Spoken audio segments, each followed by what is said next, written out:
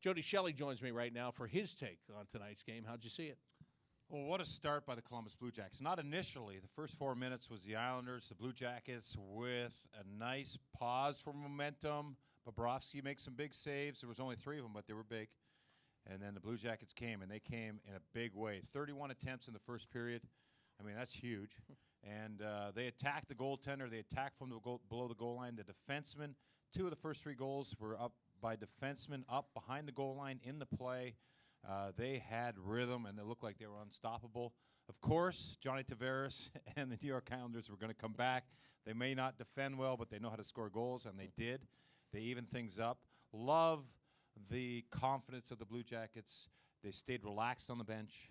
I was down there between the benches, relaxed, confident, no screaming, just kind of wait for their opportunities. Nick Foligno, who had a great fight last game, and, you know, the game was over, but he got a little bit of energy in the building, a little bit of pride.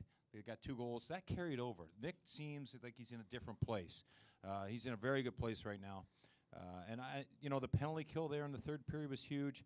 A lot of good details here. They got it done. You knew New York wasn't going to go away, but the Blue Jackets didn't feel sorry for themselves once. The confidence stayed high. They weathered the storm. Good job by Sergei Bobrovsky, and this was a nice win, buttoned up nicely by that empty net goal.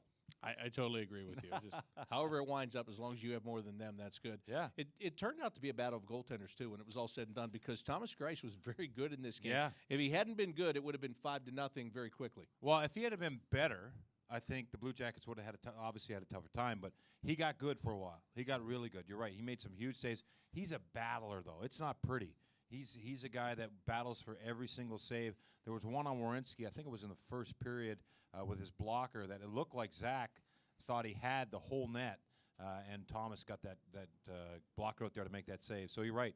I mean, the goaltenders, and it's the big moments, right? I mean, that's really, when you look at it, Panarin, Anderson, Werenski, Jones, these guys had wonderful opportunities tonight. Zach almost had 3 in the first period tonight.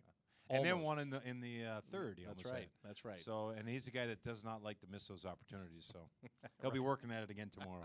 And then you've got on the other side Josh Bailey, who had a hat trick. Wow! Not one hat on the ice. No, right? Good. But he has a hat trick and not really much to show for it. That's one of those where a player goes, he feels okay about his own game, but he's not going to say that because his team lost. Yeah, and I like Cam Atkinson. Blocked a shot, big shot there in the defensive zone, picked up an assist. Good job by him.